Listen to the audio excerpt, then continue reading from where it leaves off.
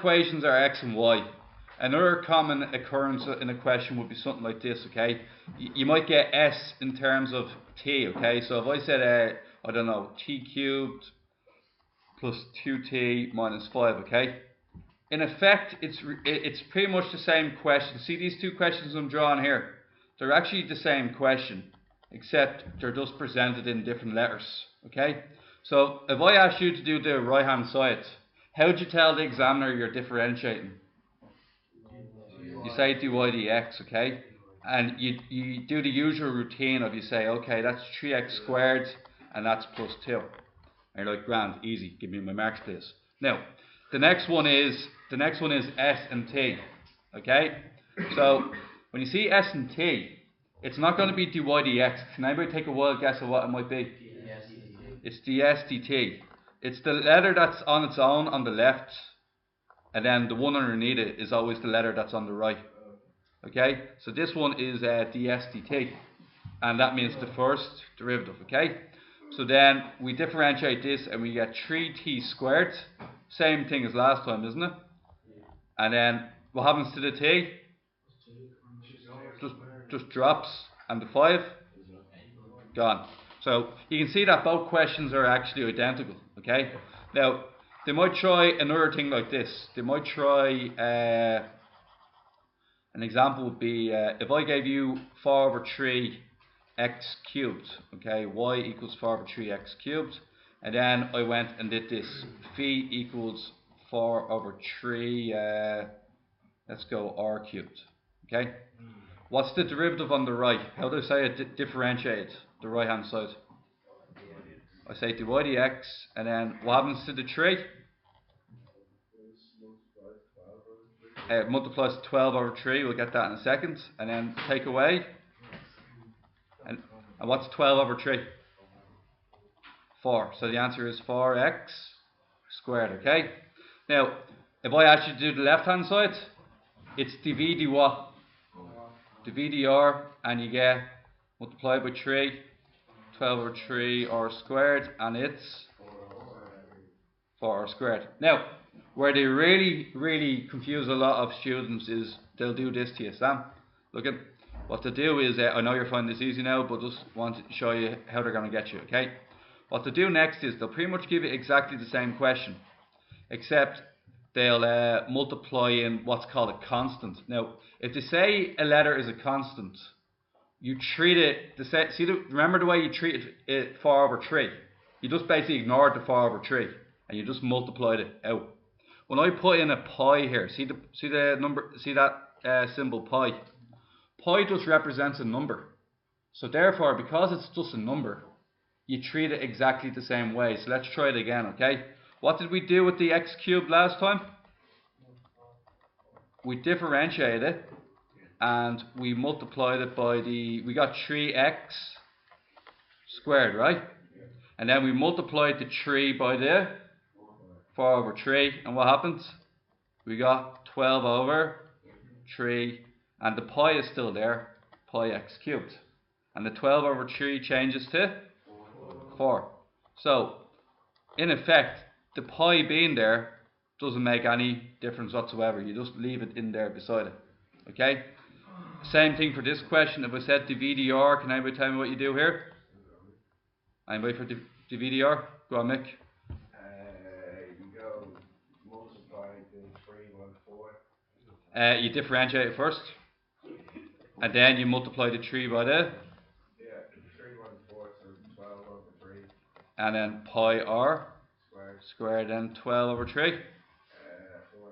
4 pi r squared, okay? Now, those are the really hard ones. In general, everything's quite easy, so let me show you what you're going to do, okay? For question, we'll start off with question, start with question 3, start off easy. What does this mean? It means differentiate. And Mick, when you differentiate this, what you get? Yeah. Differentiate what's underlined in green here. 3x or 2x 1 You multiply the 3 by the 4. See the 3? So you meant the 3x thing? Oh yeah, okay. Yeah. 12x what? Square. Good man. Second one? Me again. Yeah, 2 by the minus 3. 2x to the power 1. I know, 2 multiplied by 3. Can you not? 6 to the power 1. Minus 6x to the power 1. Yeah. Okay, the 5x. Me. Yeah. Keep going. Fucking Shh. what? Keep going. How do you differentiate 5x? It's just 5. Good man. And the 3. Yeah. Okay, I'll give you a rest now. Now, what happens after this, Cormac, is you're then given a value for x. You're told that x is minus 1. Would you take a wild guess at what you think you might do next? Minus 1 is correct. Anywhere there used to be an x, you're now going to exchange it for a minus 1. And then you're going to put that in the calculator. You're going to get 12 plus 6 is 18. 18 plus 5, 23. So 23 is your answer. Okay? Sam, can I get you to have a go on number 5 for me, please? Go for it. The SDT. First thing you need to do is get the SDT, which is